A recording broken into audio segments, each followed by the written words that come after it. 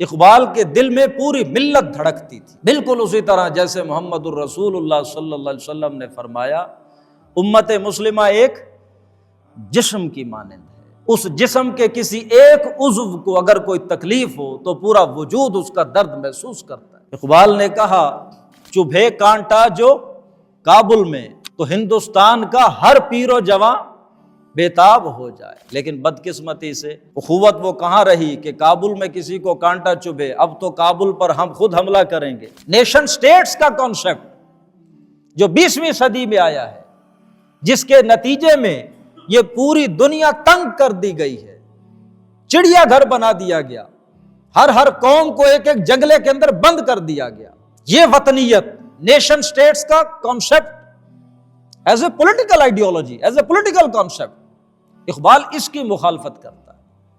بڑی مشہور نظم ہے، آپ نے سنی ہوگی، کہ جس میں اقبال کہتے ہیں اس دور میں جام اور ہے جم اور، ساکی نے بنا کی روش لطف و ستم اور، مسلم نے بھی تعمیر کیا اپنا حرم اور، تہذیب کے آذر نے ترشوائے صنم اور، ان تازہ خداؤں میں بڑا سب سے وطن ہے، جو پیرہن اس کا ہے وہ مذہب کا کفن ہے۔ اسلام تیرا دیس ہے، اسلام تیرا دیس ہے، تو مستفوی ہے، بازو تیرا توحید کی قوت سے قوی ہے۔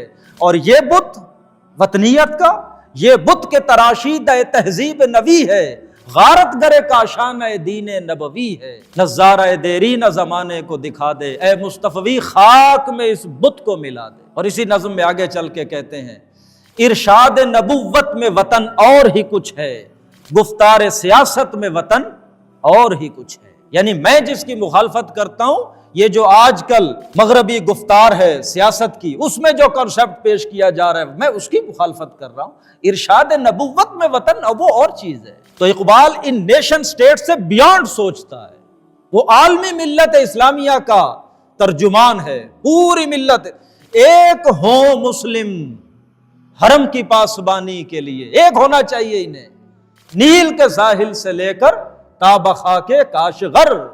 ایک جگہ کہتے ہیں بتانے رنگ و خوں کو توڑ کر ملت میں گم ہو جا۔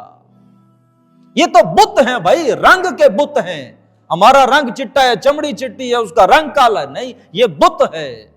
بتانے رنگ و خوں کو توڑ کر ملت میں گم ہو جا، نہ تو رانی رہے باقی، نہ ایرانی نہ افغانی۔